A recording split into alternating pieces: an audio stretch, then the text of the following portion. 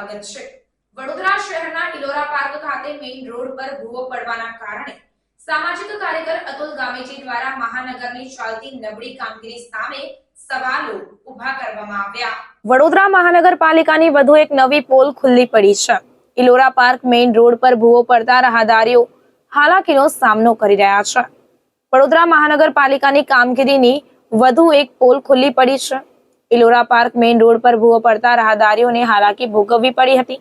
કોર્પોરેશનની કામગીરી નબળી હોવાના કારણે આડેધડ કામગીરી કોર્પોરેશન દ્વારા કરી દેવામાં આવતી હોય છે તેવા આક્ષેપ રાહદારીઓએ કર્યા હતા। ઇલોરા પાર્કનો વિસ્તાર છે અને સુભાનપુરા રોડ પર જવાનો રસ્તો છે।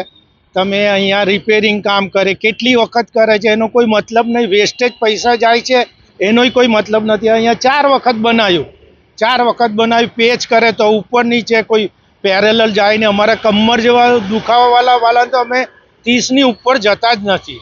ખાલી 30ની ઉપર જો જઈએ ને તો અમારી કંપનીના મણકા અને દવાખાને તમને ખબર છે એક કેસ કઢાવે છે 1000 રૂપિયા। એટલે એના કરતાં જો આ જરા સુધરે ને તો આજે કોર્પોરેશન તંત્રની જે આ કામગીરી છે નબળી કામગીરી શું કહેશો?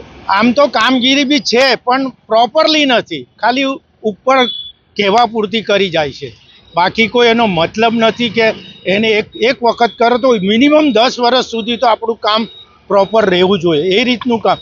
હું સિંગાપોર ગયેલો, ત્યાં મેં કોઈ દિવસ જોયું નહીં કે આ અહીંયા આવું કોઈ પેચવર્ક આવે કે આ તો પ્લાનિંગ જ નહીં ને આજે અહીં કર્યું તો અહીં પેલો પબ્લિક કમ્પ્લેન કરશે તો એ તોડી નાખશે, એની સવલત માટે કરી આપશે। વાયરિંગમાં પણ એવું છે, બધામાં રોડમાં બી એવું। મારું નામ બીજેપી પટેલ છે। શહેરના ઇલોરા પાર્ક મેઇન રોડ પર ભૂવો પડવાના કારણે સામાજિક કાર્યકર અતુલભાઈ ગામેજી દ્વારા મહાનગરની ચાલતી નબળી કામગીરી સામે સવાલો ઊભા કરવામાં આવ્યા હતા। કોર્પોરેશનની કામગીરી પણ પોકળ સાબિત થઈ છે તેવો આક્ષેપ કર્યો હતો અને જો આ રાતના સમયે ભૂવો પડ્યો હોત તો મોટી દુર્ઘટના સર્જાય તો તેનો જવાબદાર કોણ? આ કામગીરીને લઈને સામાજિક કાર્યકરે કોર્પોરેશન સામે રોષ વ્યક્ત કર્યો હતો। વડોદરા શહેરનો ઇલોરા પાર્કનો આ મુખ્ય રોડ છે। મુખ્ય રોડ પર વચ્ચોવચ્ચ ભૂવો પડ્યો છે, જેના કારણે લોકોને અવર જવર કરવાની મુશ્કેલી પડી રહી છે, વાહન ચાલકોને મુશ્કેલી થઈ રહી છે। બીજી બાજુ વડોદરા મહાનગરપાલિકાનો સંકલનનો અભાવ છે। જ્યારે આ ભૂવો પડ્યો ત્યારે પાણીની લાઈન કે ડ્રેનેજ લાઈન લીકેજ થઈ હશે, જે બરાબર રિપેરિંગ નથી કરી, તેના કારણે ભૂવો પડ્યો છે। જોવા જઈએ તો જ્યારે ભૂવા પડતા હોય છે ત્યારે સમારકામ વ્યવસ્થિત થવું જોઈએ, પુરાણ વ્યવસ્થિત થવું જોઈએ, પરંતુ વ્યવસ્થિત પુરાણ નથી કરતા, જેના કારણે ફરીથી આ પાણી કે ડ્રેનેજના પાણી લીકેજ થાય છે અને ભૂવા પડતા રહે છે। વડોદરા મહાનગરપાલિકાના જાંબાજ કમિશનર સાહેબને વિનંતી છે કે આવા ભૂવા જો પડતા હોય તો આવા કોન્ટ્રાક્ટરો સામે તાત્કાલિક કાર્યવાહી કરે અને જે પણ ખર્ચો આવે એ ખર્ચો આવા કોન્ટ્રાક્ટર પાસે વસૂલે તેવી અમારી માંગ છે।